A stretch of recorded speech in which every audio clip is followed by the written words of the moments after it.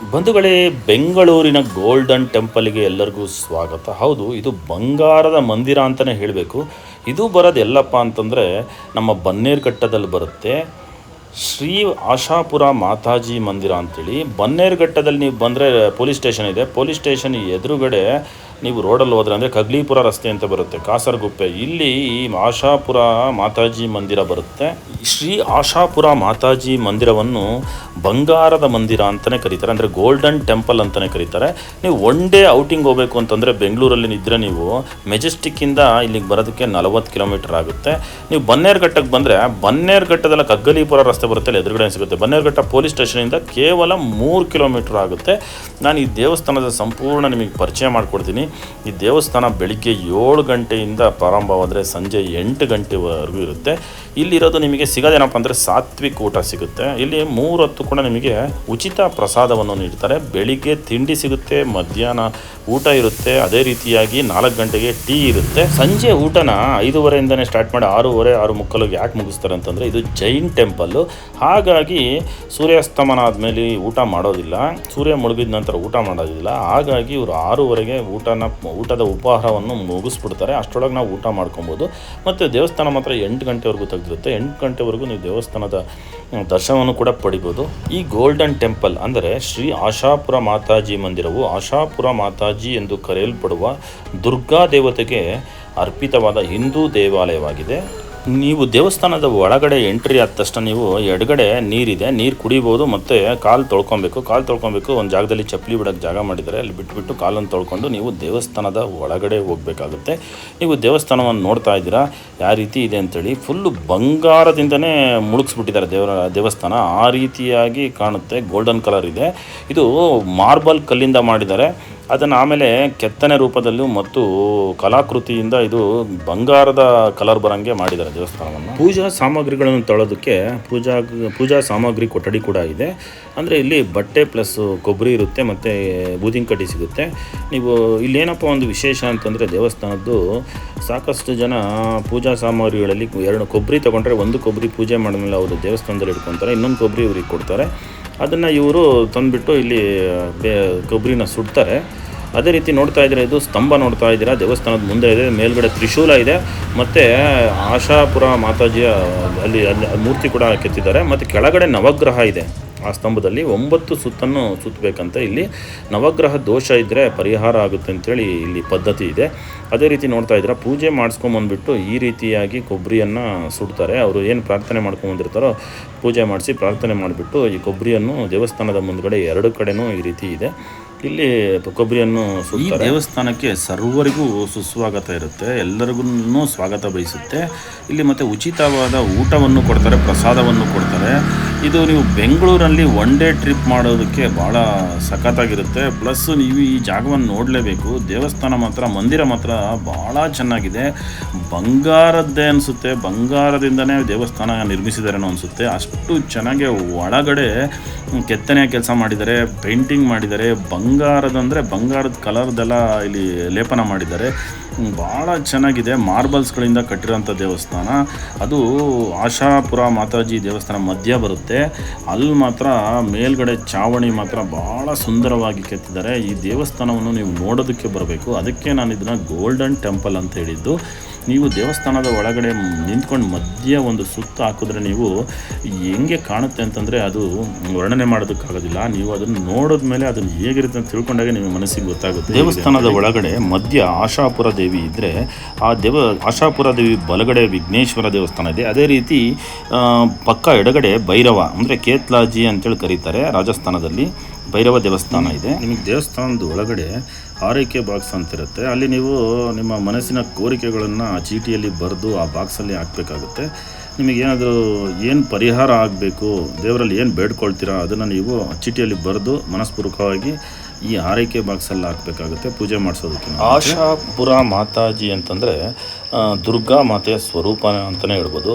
ಹೆಸರಿಗೆ ತಕ್ಕಂಗೆ ಆಶಾಪುರ ಅಂತಂದರೆ ಆಸೆಗಳನ್ನು ನೆರವೇರಿಸುವವಳು ಅಂಥೇಳಿ ಅರ್ಥ. ಕಂಕಣ ಭಾಗ್ಯ, ಸಂತಾನ ಭಾಗ್ಯ, ಈ ರೀತಿಯಾದ ಏನಿರುತ್ತೋ ಆ ರೀತಿಯ ಒಂದು ಕೋರಿಕೆಗಳನ್ನು ಪೂರೈಸ್ತಾಳೆ ಅಂತೇಳಿ ಇಲ್ಲಿ ಭಾಳ ಭಕ್ತರು ನಂಬಿದ್ದಾರೆ. ಅದೇ ರೀತಿಯಾಗಿ ಭಾಳಷ್ಟು ಜನರಿಗೆ ಒಳಿತು ಕೂಡ ಆಗಿದೆಯಂತೆ. ಈ ದೇವಸ್ಥಾನ ನಿರ್ಮಿಸಿದ್ದು 2013ರಲ್ಲಿ. ದೇವಸ್ಥಾನ ಮಾತ್ರ ಭಾಳ ಚೆನ್ನಾಗಿದೆ. ನೀವು ಮಧ್ಯ ನಿಂತ್ಕೊಂಡು ದೇವಸ್ಥಾನದ ಆಶಾಪುರ ಮಾತಾಜಿ ಏನಿದೆ ದೇವರ ಮುಂದೆ ನೀವು ಮಧ್ಯ ನಿಂತ್ಕೊಂಡ್ಬಿಟ್ರೆ ಮೇಲೆ ನೋಡಿದ್ರೆ ನೀವು ಸುತ್ತ ಕಣ್ಣಾಯಿಸಿದ್ರೆ ಬಂಗಾರದ ಲೇಪನನೇ ಅಥವಾ ಬಂಗಾರದಿಂದನೇ ನಿರ್ಮಿಸಿದಾರೇನೋ ಅನಿಸುತ್ತೆ. ಅಷ್ಟು ಚೆನ್ನಾಗಿ ಸುಂದರವಾಗಿ ಇದೆ ದೇವಸ್ಥಾನ ಮಾತ್ರ. ದೇವಸ್ಥಾನದ ಕಟ್ಟಡ ಕೂಡ ಅಷ್ಟು ಸುಂದರವಾಗಿ ಅದನ್ನು ಕೆತ್ತನೆ ಮಾಡಿದ್ದಾರೆ. ಎಲ್ಲ ಮಾರ್ಬಲ್ಗಳನ್ನು ಬಳಸಿದ್ದಾರೆ, ಒಳ್ಳೊಳ್ಳೆ ಪೈಂಟ್ಗಳನ್ನು ಬಳಸಿದ್ದಾರೆ. ಗೋಲ್ಡನ್ ಕಲರ್ ಇರುವಂಥ ಪೈಂಟ್ಗಳನ್ನು ಮತ್ತು ಕೆತ್ತನೆಯನ್ನು ಕೂಡ ಮಾಡಿದ್ದಾರೆ. ಅದು ಆಶಾಪುರ ಮಾತಾಜಿ ಮಾತ್ರ ಕಂಗೊಳಿಸ್ತಿರ್ತಾಳೆ. ಆ ರೀತಿಯಾಗಿ ನೀವು ಮಧ್ಯ ನಿಂತ್ಕೊಂಡು ಒಂದು ಸುತ್ತು ಹೊರದ್ರೆ ಅದು ನಿಮ್ಮ ಮನಸ್ಸಿಗೆ ಗೊತ್ತಾಗುತ್ತೆ ಯಾವ ರೀತಿ ದೇವಸ್ಥಾನ ಇದೆ ಅಂಥೇಳಿ. ನೀವು ಬೆಂಗಳೂರಲ್ಲಿ ಒನ್ ಡೇ ಟ್ರಿಪ್ ಮಾಡೋದಾದರೆ ಈ ದೇವಸ್ಥಾನಕ್ಕೆ ಖಂಡಿತವಾಗ್ಲೂ ಒಂದ್ಸಲಿ ವಿಸಿಟ್ ಮಾಡಿ. ಇಲ್ಲಿ ಸರ್ವರಿಗೂ ಸ್ವಾಗತ ಕೋರ್ತಾರೆ. ಎಲ್ಲರಿಗೂ ಸ್ವಾಗತ ಇದೆ, ಎಲ್ಲರೂ ಬರ್ಬೋದು. ಅದೇ ರೀತಿಯಾಗಿ ಕಟ್ಟಡದ ಪಿಲ್ಲರ್ಗಳು ಅಷ್ಟೇ, ಅದನ್ನು ಅಷ್ಟೇ ಭಾಳ ಅಲಂಕೃತವಾಗಿ ಭಾಳ ಚೆನ್ನಾಗಿ ಕೆತ್ತನೆ ಮಾಡಿದ್ದಾರೆ. ಎಲ್ಲ ಮಾರ್ಬಲ್ಗಳಿಂದ ಕಟ್ಟಿರೋಂಥ ದೇವಸ್ಥಾನ ಇದು. ಭಾಳ ಚೆನ್ನಾಗಿದೆ. ಬಂದಂಥ ಭಕ್ತರಿಗೆಲ್ಲರಿಗೂ ಊಟ ಸಿಗುತ್ತೆ. ಬೆಳಿಗ್ಗೆಯಿಂದ ಸಂಜೆವರೆಗೂ ಕೂಡ ಊಟ, ಉಪಚಾರ, ಪ್ರಸಾದ ಎಲ್ಲ ಇದ್ದೇ ಇರುತ್ತೆ. ಇನ್ನು ದೇವಸ್ಥಾನದಲ್ಲಿ ರೆಸ್ಟ್ ರೂಮು, ಅದೇ ರೀತಿಯಾಗಿ ಪ್ಲೇಗ್ರೌಂಡ್ಸ್, ಮಕ್ಕಳಿಗೆ ಆಡೋದಕ್ಕೆ ಪ್ಲೇಗ್ರೌಂಡ್ಸ್ ಕೂಡ ಇದೆ. ಹಿಂದ್ಗಡೆ ಟ್ರಸ್ಟ್ ಇದೆ, ಅಲ್ಲಿ ಕೂಡ ಒಂದು 10 ರೂಮ್ಗಳಿರುತ್ತೆ, AC ರೂಮು. ಅವರು ಅದನ್ನು ಮಾತ್ರ ಬೇರೆ ಊರಿಂದ ಬಂದಂಥ ಭಕ್ತಾದಿಗಳಿಗೆ ಮಾತ್ರ ಕೊಡ್ತಾರೆ. ಮತ್ತು ಊಟ ಇರುತ್ತೆ. ಪ್ರತಿದಿನ ಊಟಕ್ಕೆ ನೀವು ಈ ರೀತಿಯಾಗಿ ರಸೀದಿ ತಗೋಬೇಕು. ಅಂದರೆ ಇದಕ್ಕೇನು ದುಡ್ಡು ಕೊಡೋಗಿಲ್ಲ, ಫ್ರೀಯಾಗೇ ಕೊಡ್ತಾರೆ. ಬಟ್ ಒಬ್ಬರು ತೊಗೊಂಡ್ರೆ ಆಯಿತು. ಮನೆಯಿಂದ 5-10 ಜನ ಬಂದಿದ್ರು, ನೀವು ಒಬ್ಬರು ಎಷ್ಟು ಜನ ಇದ್ದರೂ ಅಷ್ಟು ಜನಕ್ಕೂ ನನ್ನ ರಸೀದಿ ಕೊಡ್ತಾರೆ, ಫ್ರೀಯಾಗಿ ಕೊಡ್ತಾರೆ. ತಗೊಂಡು ಸಾರಲ್ಲಿ ನಿಲ್ಲಬೇಕು. ನಾನು ಹೋದಾಗ ಅಮಾವಾಸ್ಯೆ ಇತ್ತು, ಅಮಾವಾಸ್ಯೆ ತಿರುಗಿ ದಿವಸ ಹೋಗಿದ್ದೆ, ಹಾಗಾಗಿ ತುಂಬ ರಶ್ ಇತ್ತು. ಇಲ್ಲಿ ನೋಡ್ಬೋದು ನೀವು, ಬೆಳಗ್ಗೆ ಉಪಹಾರ ಇರುತ್ತೆ 8:30ರಿಂದ 10 ಗಂಟೆವರೆಗೂ. ಬೆಳಗ್ಗೆ ಊಟ ನಿಮಗೆ 11:30ರಿಂದ 1:30ವರೆಗೂ ಇರುತ್ತೆ. ಅದೇ ರೀತಿ ಮಧ್ಯಾಹ್ನ ಚಹಾ ಇರುತ್ತೆ 3:30ರಿಂದ 4 ಗಂಟೆವರೆಗೂ. ಮತ್ತು 5 ಗಂಟೆಯಿಂದ ಊಟ ಸ್ಟಾರ್ಟ್ ಆಗುತ್ತೆ. ಬಟ್ 6:00ವರೆಗೆ ಊಟ ಕ್ಲೋಸ್ ಆಗಿಬಿಡುತ್ತೆ. ಸೂರ್ಯಾಸ್ತಮಾನ ಆದಮೇಲೆ ಇಲ್ಲಿ ಊಟ ಕೊಡೋದಿಲ್ಲ, ಯಾಕಂದರೆ ಇದು ಜೈನ್ ಟೆಂಪಲ್ ಅಲ್ಲ. ಹಾಗಾಗಿ ಜೈನ್ ಟೆಂಪಲ್ ಆದ್ದರಿಂದ ಊಟನ 6:00ವರೆಗೆ ನಿಲ್ಲಿಸ್ಬಿಡ್ತಾರೆ. ಪ್ರತಿದಿನ ಸಾಕಷ್ಟು ಭಕ್ತಾದಿಗಳು ದೇವಸ್ಥಾನಕ್ಕೆ ವಿಸಿಟ್ ಮಾಡ್ತಾರೆ. ಅದರಲ್ಲೂ ಬೆಂಗಳೂರು ಸಿಟಿಯಲ್ಲಿರೋರು, ಬೆಂಗಳೂರಿನ ಸುತ್ತಮುತ್ತ ಇರೋರು ಎಲ್ಲರೂ ಕೂಡ ಈ ದೇವಸ್ಥಾನಕ್ಕೆ ವಿಸಿಟ್ ಮಾಡ್ತಾರೆ. ಬಂದಂಥ ಭಕ್ತಾದಿಗಳಿಗೆಲ್ಲ ಊಟ ಸಿಗುತ್ತೆ. ಎಲ್ಲರಿಗೂ ಊಟ ಪ್ರಸಾದವನ್ನು ಕೊಡ್ತಾರೆ. ನಾನು ಕೂಡ ದೇವರ ದರ್ಶನದ ನಂತರ ಊಟವನ್ನು ಮಾಡಿದೆ. ಊಟಕ್ಕೆ ಬೇಸನ್ ಲಾಡು ಮತ್ತು ಇನ್ನೊಂದು ಕೇಸರಿ ಬಾತ್ ಇತ್ತು, ಅದನ್ನು ಕೂಡ ಕೊಟ್ಟಿದ್ದರು. ಅದ್ರ ಜೊತೆ ಖಾರ ಕೊಟ್ಟಿದ್ದರು, ಚಪಾತಿ ಕೊಟ್ಟಿದ್ದರು, 2 ರೀತಿ ಪಲ್ಯ ಅಂದರೆ ಸಬ್ಜಿಯನ್ನು ಕೊಟ್ಟಿದ್ದರು. ಎಷ್ಟು ಬೇಕಾದರೂ ತಿನ್ಬೋದು, ಅನ್ಲಿಮಿಟೆಡ್ ಆಗಿರುತ್ತೆ. ನಾನು ಕೂಡ ಪ್ರಸಾದವನ್ನು ತಿಂದೆ. ಊಟ ಮಾತ್ರ ಭಾಳ ಚೆನ್ನಾಗಿತ್ತು. ಯಾವುದೋ ಒಂದು ಮದುವೆ ಸಮಾರಂಭಗಳಲ್ಲಿ ಊಟ ಮಾಡ್ತೀವಲ್ಲ, ಆ ರೀತಿಯಾದ ಒಂದು ಊಟ ಇತ್ತು. ನನಗಂತೂ ಊಟ ಮಾತ್ರ ಭಾಳ ಇಷ್ಟ ಆಯಿತು.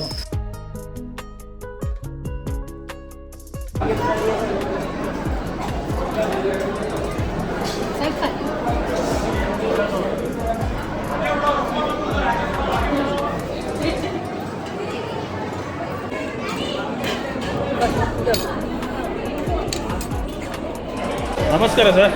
ನಮಸ್ಕಾರ ಸರ್. ಇಲ್ಲಿ ದೇವಸ್ಥಾನದಲ್ಲಿ, ಮಾತಾಜಿ ದೇವಸ್ಥಾನದಲ್ಲಿ ಊಟ ಕೂಡ ಇರುತ್ತಲ್ಲ ಸರ್ ಡೈಲಿ? ಬೆಳಿಗ್ಗೆ ನಾಷ್ಟ ಇರುತ್ತೆ, ಮಧ್ಯಾಹ್ನ ಊಟ, ಸಾಯಂಕಾಲ ಹೈ ಟೀ, ಆಮೇಲೆ ವಿತ್ ಸಂಧ್ಯಾ ಒಳಗಡೆ ಊಟ ಇರುತ್ತೆ. ಹೌದಾ? ಬೆಳಿಗ್ಗೆ ತಿಂಡಿ, ಮಧ್ಯಾಹ್ನ ಊಟ ಮತ್ತು ರಾತ್ರಿ ಊಟ ಇರುತ್ತೆ ಸಾಯಂಕಾಲವರೆಗೂ 6:30ವರೆಗೂ. 6:30 ಆದಮೇಲೆ ಕ್ಲೋಸ್. ಬೆಳಿಗ್ಗೆ ದೇವಸ್ಥಾನ 7ರಿಂದ ಓಪನ್, 7ರಿಂದ ಬೆಳಿಗ್ಗೆ ಓಪನ್ ಆಗಿರುತ್ತೆ ಟಿಲ್ ಈವ್ನಿಂಗ್ 9 o'clockವರೆಗೂ, 8:30 9 o'clockವರೆಗೂ ಇರುತ್ತೆ. Busy ಯಾವಾಗಿರುತ್ತೆ sir? ರಶ್ ಭಾಳಷ್ಟು ಜನ ಬರೋದು ಯಾವಾಗ? ರಶ್ಶು ಆಲ್ಮೋಸ್ಟ್ ಎವ್ರಿ ಡೇ ಇರುತ್ತೆ, ಅಂಥದ್ದು ಏನಿರಲ್ಲ. ಆದರೆ ಪರ್ಟಿಕ್ಯುಲರ್ಲಿ ಅಮಾವಾಸ್ಯೆ ಆಮೇಲೆ ಮಾತಾ ದಿನ ಏನಾದರೂ ಇರುತ್ತೆ, ಆವಾಗ ತುಂಬ ರಶ್ ಇರುತ್ತೆ. ಸಂಡೇ ಯೂಶಲಿ ರಶ್ ಇದ್ದೇ ಇರುತ್ತೆ. ನೀವು ಎಷ್ಟು ವರ್ಷದಿಂದ ಬರ್ತಾ ಇದ್ದೀರಾ ಸರ್? ನಾವು ಆಲ್ಮೋಸ್ಟ್ ಇದು ಟೆಂಪಲ್ ಸ್ಥಾಪನೆ ಆಗೋದಿಂದ ಬರ್ತಾ ಇದ್ದೀವಿ. ಅವಾಗಿಂದನೂ ಬರ್ತಾ ಇದ್ದೀರಾ? ಹೌದು. ಊಟ ಆಯಿತಾ ಸರ್? ಇನ್ನೂ ಮಾಡಬೇಕು ಊಟ? ಇನ್ನ ನಮ್ಗೆ ಆಮೇಲೆ ಎಲ್ಲ ಭಕ್ತರು ಊಟ ಆದಮೇಲೆ ನಮ್ಗೆ ಮಾಡೋದು. ಓಕೆ, ಬಂಧುಗಳೇ, ವಿಡಿಯೋ ಚೆನ್ನಾಗಿತ್ತು ಅಂತ ತಿಳ್ಕೊಳ್ತೀನಿ. ಆಶಾಪುರ ಮಾತಾಜಿ ದೇವಸ್ಥಾನಕ್ಕೆ ನೀವು ವಿಸಿಟ್ ಕೊಡಿ. ಬೆಂಗಳೂರಿನಲ್ಲಿ ಸುತ್ತಮುತ್ತ ಇರೋರು, ಬೆಂಗಳೂರು ಸಿಟಿಯಲ್ಲಿರೋರು ಒನ್ ಡೇ ಟ್ರಿಪ್ ಔಟಿಂಗ್ ಬರಬೇಕಂತ ಹೇಳಿದ್ರೆ ಈ ದೇವಸ್ಥಾನಕ್ಕೆ ಬನ್ನಿ. ಭಾಳ ಸುಂದರವಾಗಿದೆ ದೇವಸ್ಥಾನ.